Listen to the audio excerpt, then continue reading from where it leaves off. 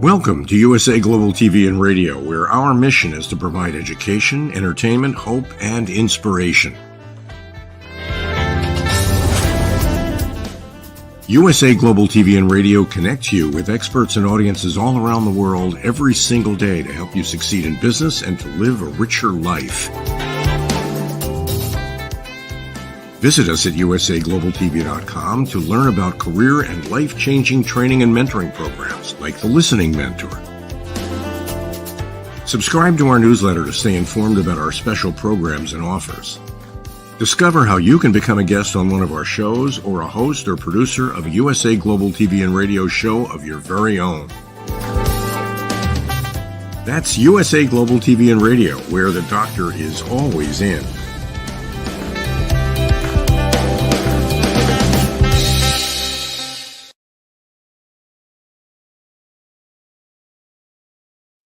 Hi, Red O'Loughlin here. Good morning, good afternoon, good evening, anywhere in the world. This is truly a worldwide show, The Wise Ones on the USA Global TV and Radio Network. I'm truly honored today. I'm honored almost every time I'm here on the show because we have some great people. But today I have a Navy veteran, a business owner, somebody who has survived a myriad of things in his life. But I think the one thing that I really truly learned from him doing some research was his ability to overcome, adapt, and succeed. And so with that, we're going to start with Jason Thomas. Jason is a Navy veteran. He's a founder of Executive Leadership International. He's a CEO, co-founder of Synergy Solutions International. He's an empowering executive leader, really super intense, passionate about health in the workplace, also a public speaker. So with that, please join me, Jason. Thank you so much for having me on, Red. It's an honor to be here and to be with the wise ones. I'll do my very best to bring a little bit of wisdom, hopefully to the audience and some value. That's always our drive, and I'm very excited for the opportunity. Normally, I have a chance to talk with the guests ahead of time, get a little feel for them, their backgrounds, those kinds of things. But I did get a chance to look at a couple of your videos, do a little bit of research. So I have not a really good idea, but a decent idea of things going on. But one thing that impressed me, I'm super serious. One thing that really impressed me was a conversation that you were having with your audience. And you mentioned that your grandfather was your mentor and you were with him playing cards. Could you make that story to our audience? Absolutely, it'd be my privilege. So it's actually was likely it's the first memory that I really have. And like you said, my grandfather, Papa Jack, as my kids call him, was my mentor, always was. And the memory, I had to be maybe 3 years old, 4 years old at most. And I was in my great grandma Marcy's house, and he taught me how to play solitaire for the first time. And so we go through and learn playing solitaire on my own, and he's off doing his Sudoku that he loves to do. And I, as any parent will recognize, especially out of young children, I so nonchalantly kind of placed a card. I knew it wasn't supposed to go, and I just kind of waited. And it waited long enough where I just thought I got away with it, right? But with Grandpa's sixth sense, he knew, and initially, even without looking over, he's like, Jason, it makes absolutely no difference to me if you cheat at cards, but that's when he turned and looked at me and he's like, but you will always know. And if you know that you cheated, what's the point in playing? Where's the value in winning? And I didn't really realize it at the time as I quickly picked up that card where it wasn't supposed to be. And but it really was my first introduction to the concept of integrity, which being a product of the Naval Nuclear Power Program is the cornerstone of their program. Frankly, it's the cornerstone of any type of effective leadership relationship at all. So exceptionally grateful that early in my life I had that forceful of an impression made upon me. So eternally grateful for that.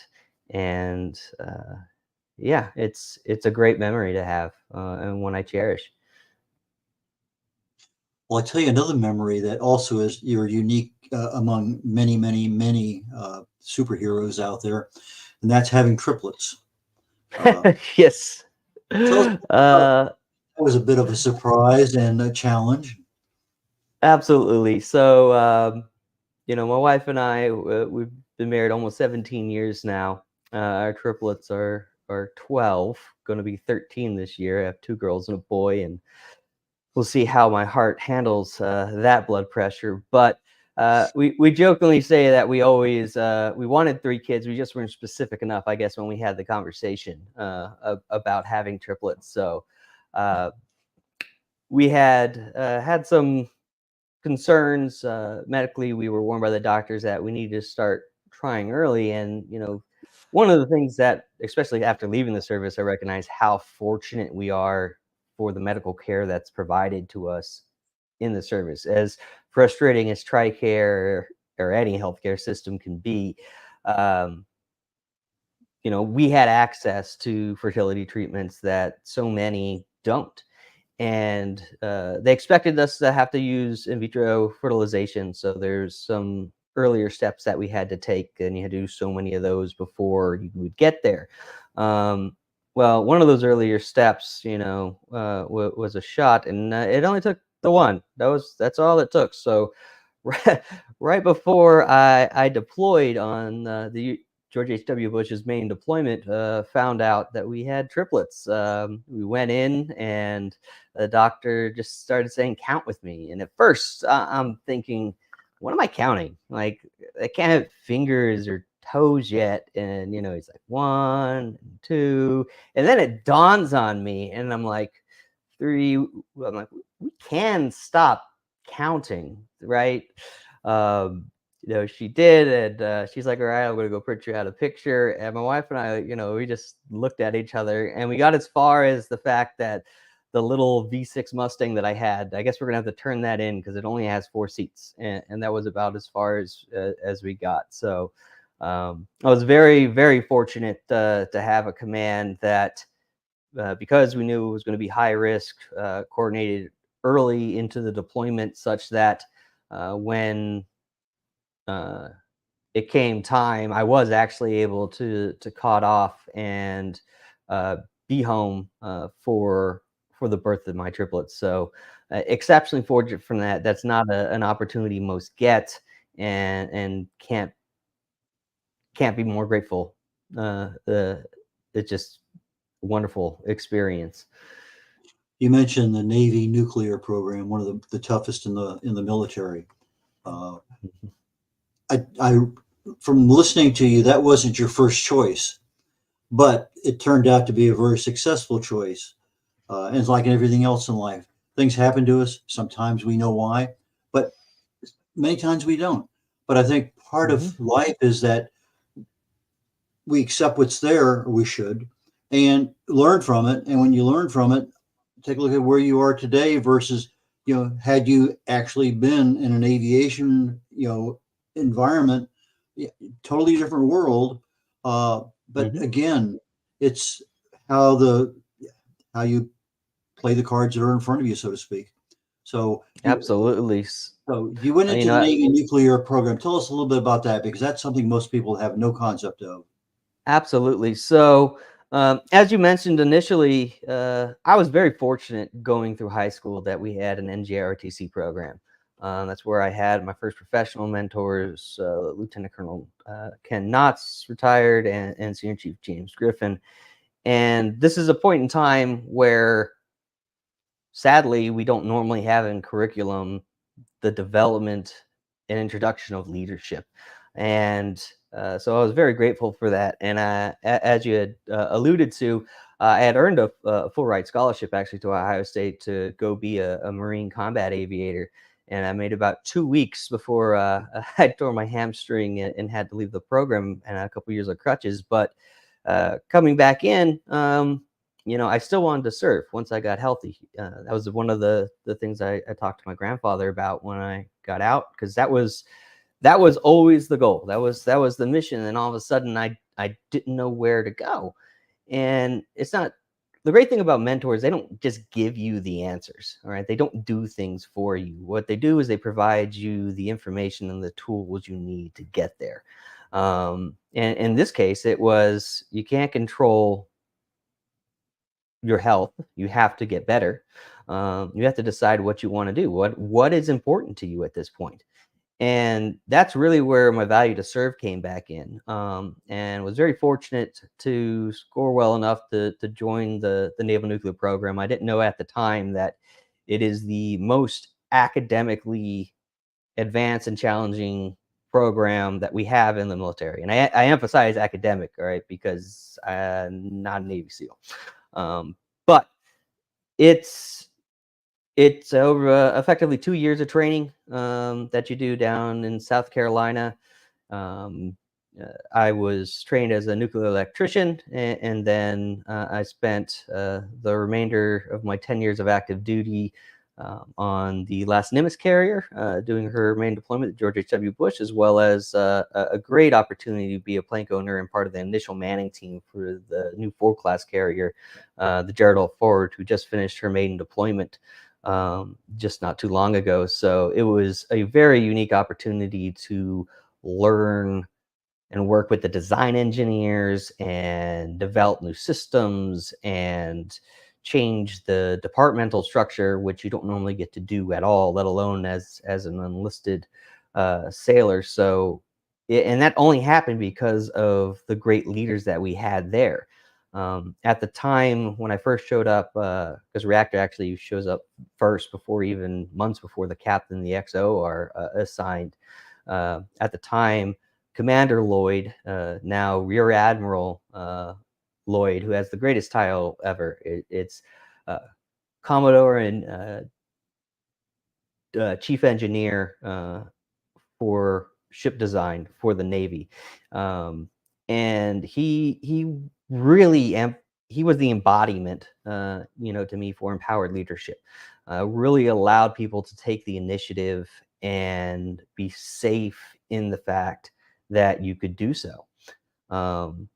But within the Naval Nuclear Power Program, we are exceptionally structured. Like I said, integrity is the cornerstone of what we do, and we love to train, and we train on integrity explicitly in our watchstanding principles all the time. And they're the same principles that I quickly found are the leadership principles needed in the civilian workforce. Because when I left active duty in 2017 and had the opportunity to join GE Aviation prior to being recalled, and then running a plastics manufacturing company as the plant manager afterwards, I quickly saw that the training and growth that we do intrinsically in the service, always training our replacements, developing future leaders, doesn't exist well in the corporate sector.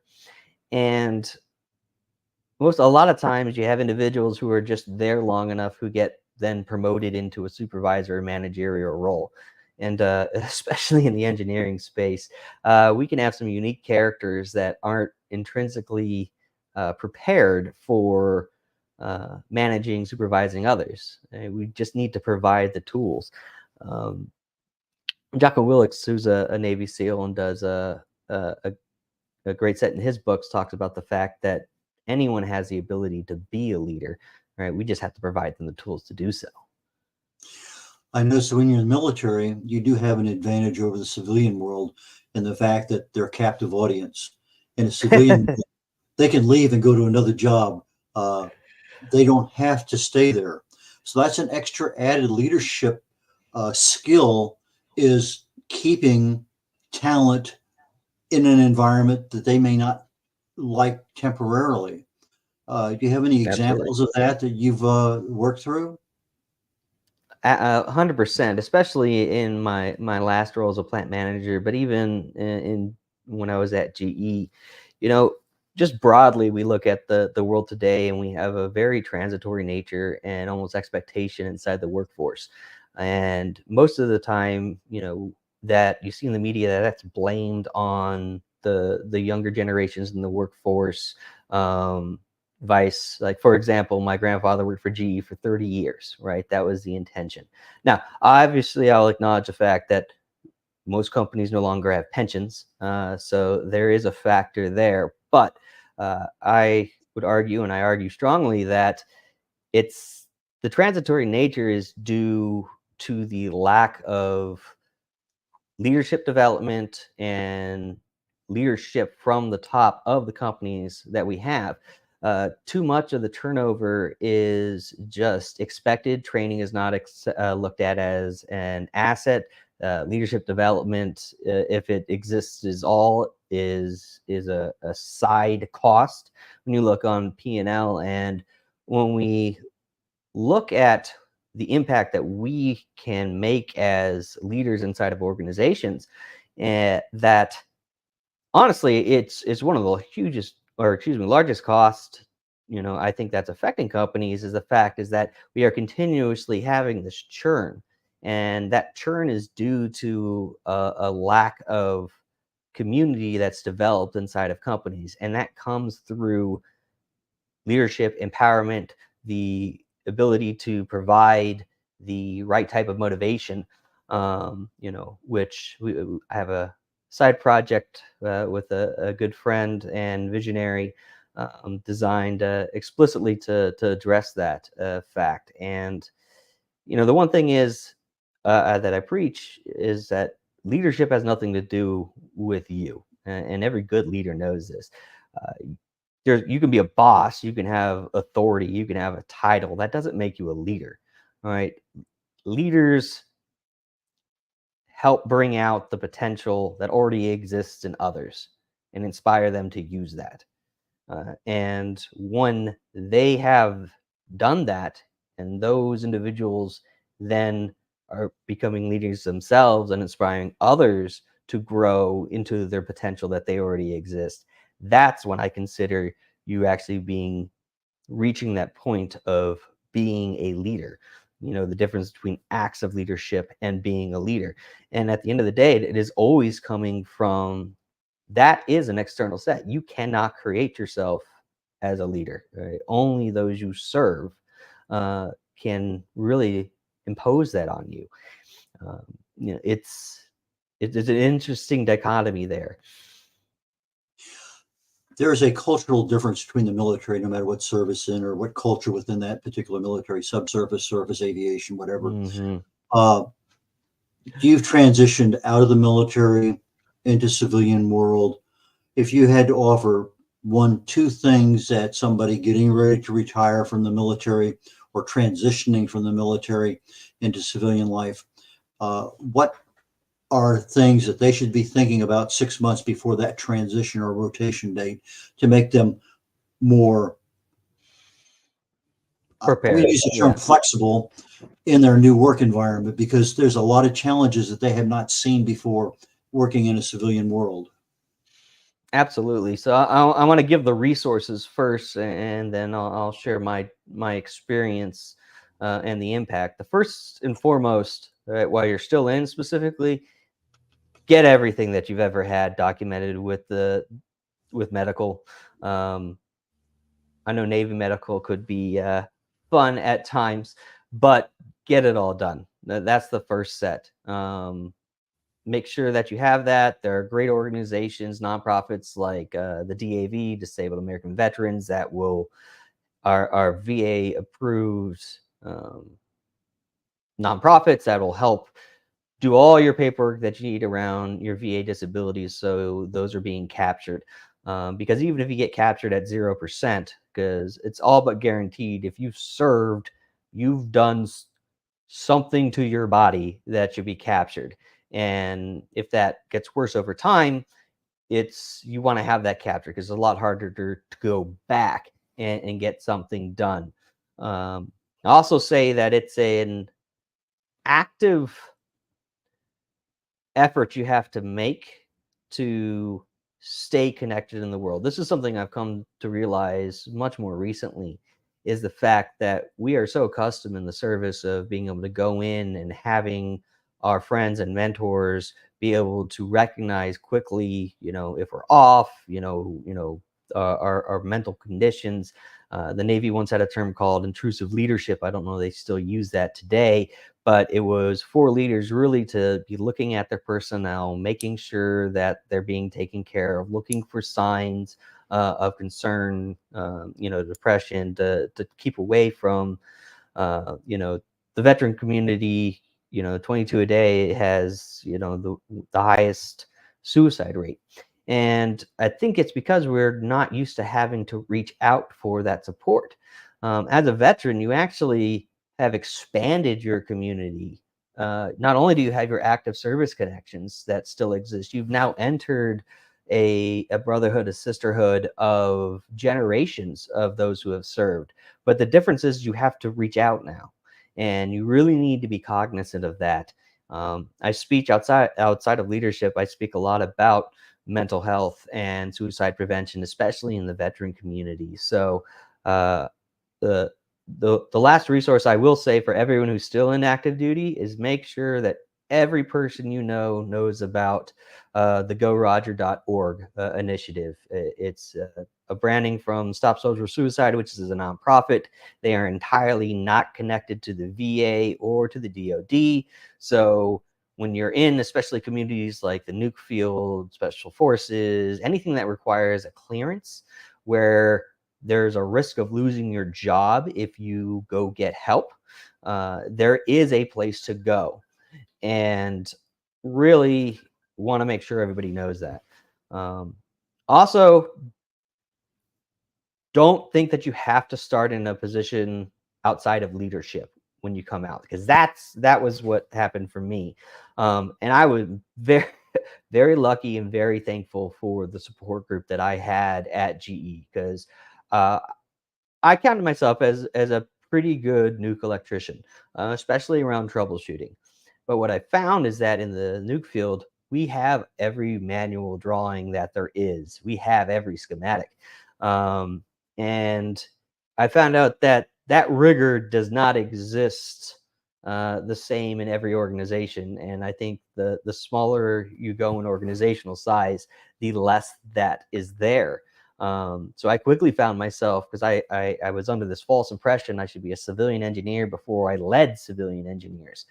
And thankfully, especially Josh Doolin, who was my mentor when I first came out, took the time to help train, because without those drawings, I quickly found out that I was not going to be a good civilian engineer. And thankfully, there was a supervisory position, a manager position over that test and certification department that opened up, which really allowed me to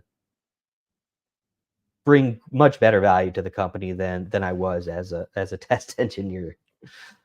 E-learning. Let's talk a little bit about that. What does that mean to you? So it means a lot more than it used to. In the Navy, we do a lot of in-person training, PowerPoint training, and then all our I call it our standard annual block of e-learning training. And the good companies have those for compliance requirements. My father, who, while I was recalled back to active duty, he started his company, the LMS Doctor, which is designed around the infrastructure behind that. He's a unique world authority in the space. He's received his PhD, he has his MCSE, MCT. Actually wrote the testing manuals for Microsoft when they were developing those certifications. And he and my sister helped build up the LMS Doctor, where like today we're still very proud to be working with our partners at SweetRush for the Intel Cloud U project, which is to set the standard of cloud-based training, just as Microsoft did in the 90s, early 2000s. And we've recognized that, particularly when COVID happened, outside of everyone having to go remote, everybody had to start doing e-learning. Everyone had to, because they still had training requirements. And so everybody went out and grabbed a system, big, small, depending on the company, the amount of dollars you spent on this onboarding. And then you had a piece of tech stack that is unique and requires a level of governance that is not standard necessarily inside these companies. And we started seeing that the wheels started coming off for these companies, 6, 9 months afterwards, and continuing to this day.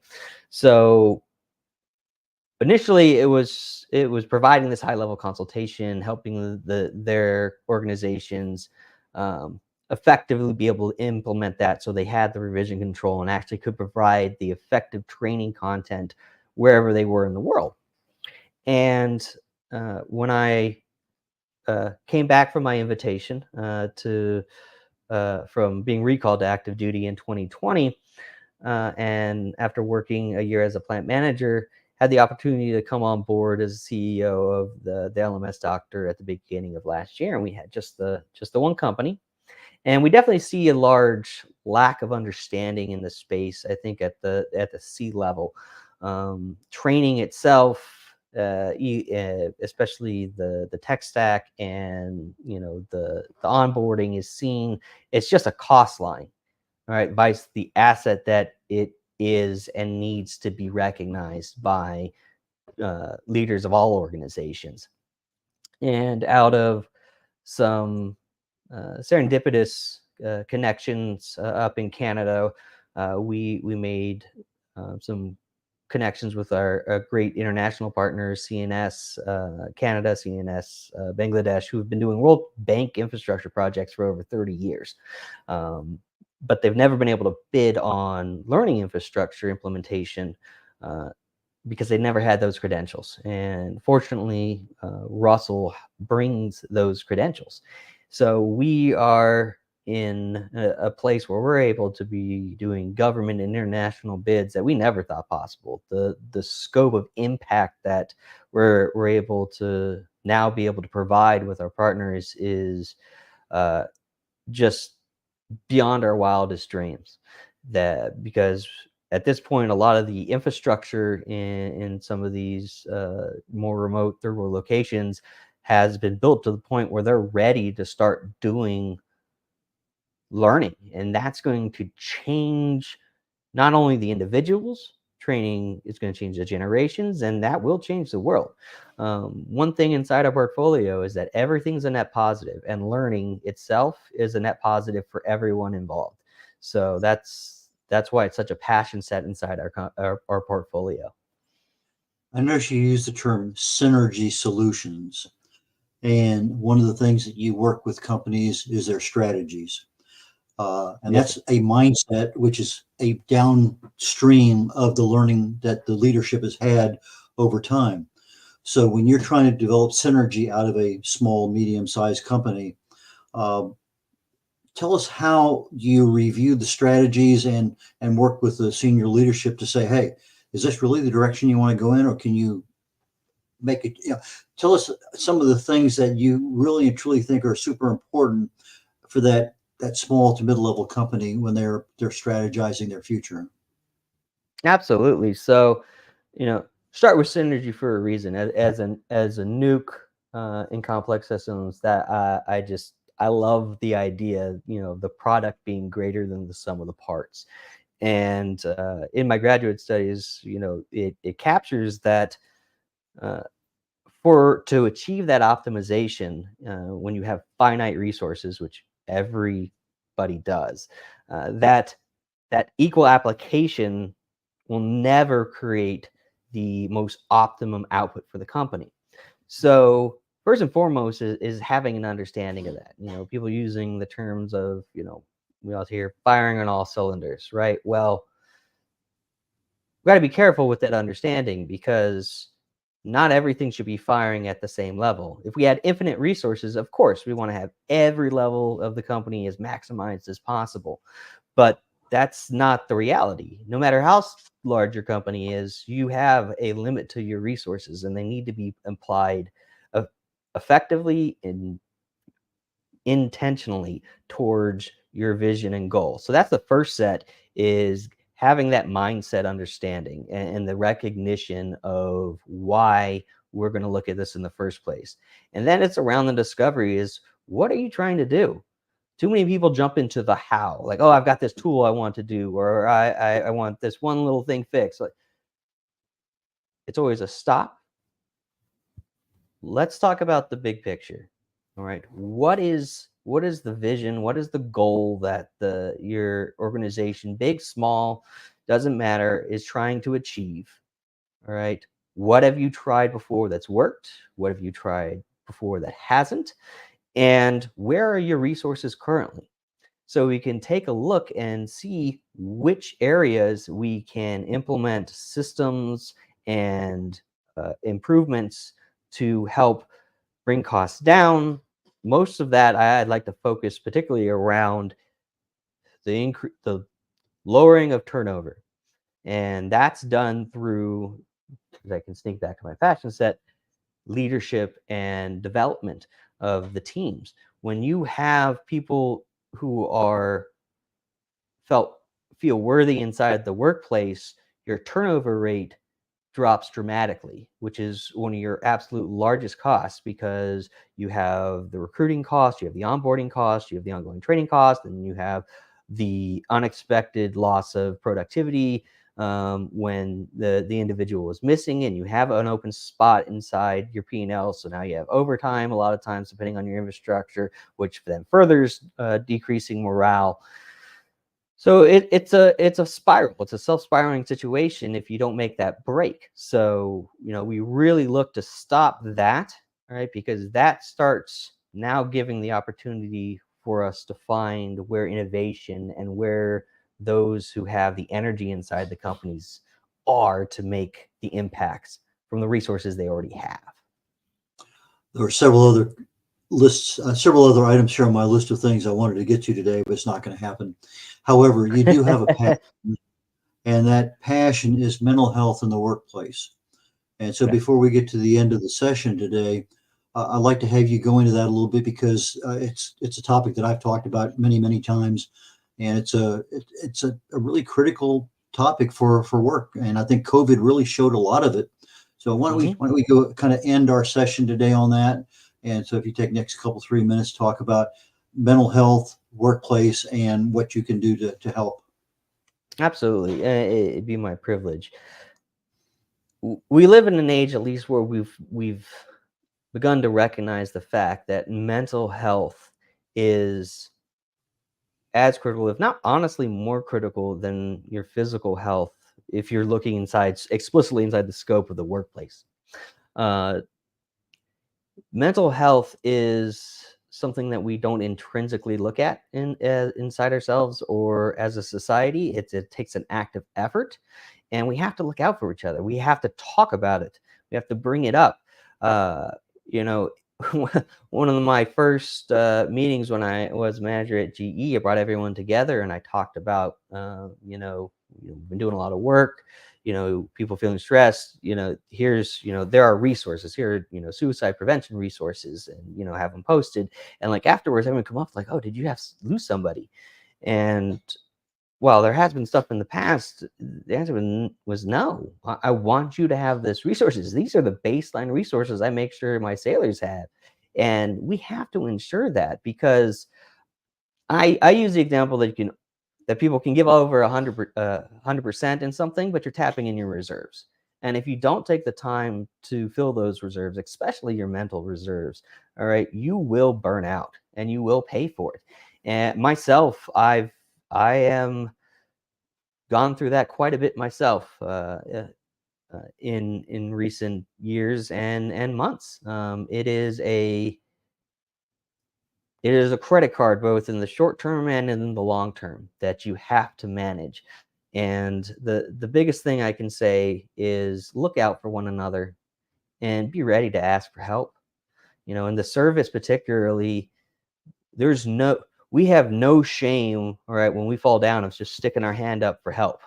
We don't know who's going to help us. Somebody. Most of the time, 10 different people are going to grab and pick you up.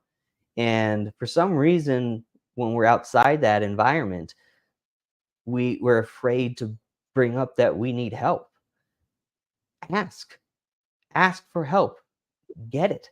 It's that simple. One thing I've noticed this year, I won't go into the whole how I got here, over the last few months, I've developed a non-epileptic seizure disorder, where half the time I'm walking around a cane. And there's so much great hope as I've been going through the airports to different speaking engagements, the amount of people who just want to help. All right. And, it's taken personal growth to be able to accept that help. But that is the base reaction. All right.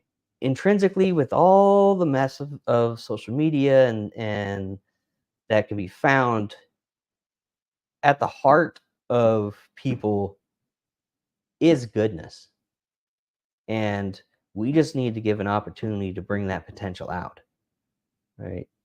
Nobody needs to go through anything alone. And that's my biggest ask for leaders and individuals is look out for one another and protect each other by giving those resources out. Well, that's a perfect way to lead into, what value do you offer to a new client, and who would be an ideal company or client for you, and how do they get in touch with you? Absolutely. So, easiest way to get in touch with me is we have a link app that I'm not sure if we can throw up in a chat set. I think it's see it on the screen there. That link app / SSI CEO. We have a pretty diverse portfolio of startup companies. Obviously, we have the learning infrastructure side. Do a lot of work on executive leadership. We have Company Executive Leadership International. I developed explicitly for that to help companies be able to optimize their resources, be able to connect them to the right value. That's something I pride myself on, is that we know the world's best, all right, but we work with companies across the board, all right, and not every time can a company afford the world best solution. I can afford the world best solutions in things, right? So it's finding the right companies and individuals that have the character and vision and be able to connect them together is one of the things that we do just in general. The leadership coaching, the empowerment coaching, whether it be one-on-one or whether it be for your organization, that's where our passion set lies. But within the portfolio, we have a vast opportunity to help. And if we're not the right ones to be able to solve your problems, we will get you to the people who are. That's our commitment, is that value comes first. One of my more recent friends and mentors speaks to the moral imperative of when you are the best, you have to be able to make sure that it is seen, because you do a disservice by not being able to provide it. Right? But at any time that you're not the best and that you aren't the right resource, you've got to connect them to who is. And I believe it all comes full circle in time. I have that faith. And we're looking to add value wherever we can. So please reach out. Any questions, from a business side or a personal side, especially on the mental health side, there are connections across the board. I have there, service, non-service connected. Please don't suffer in silence, whether that's mental health, whether that's as a business. If you want to grow, attach yourself to someone who's an authority in where you want to grow at and go. If you are the smartest person in the rooms you're walking into and everyone's saying yes, you're in the wrong rooms. You've got to be putting yourself in the rooms where you're not. And effective leaders, you'll learn that you want to build your teams full of people who are better than you in every area, right? And help connect those dots. So that's what we do.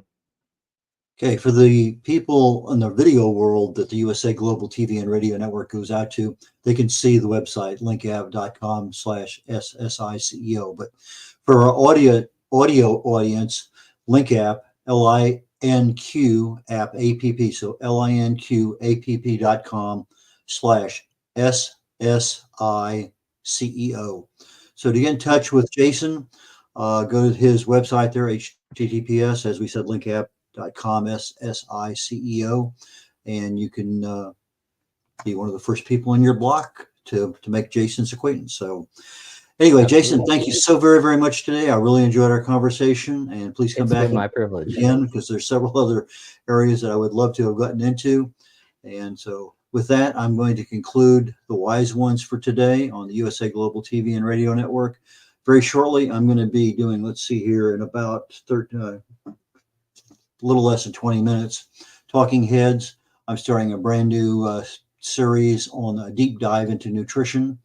And so we're going to be getting into some areas that you're probably aware of, but you're not necessarily aware of exactly what and how it can help you. So with that, please join me when you can. When you cannot join us, go to the YouTube, look for uh, MRO Global LLC, and on the playlist, you can find the Wise Ones. You can find almost 40, in fact, over 40 different channels that are available on the playlist there for the USA Global TV and Radio Network.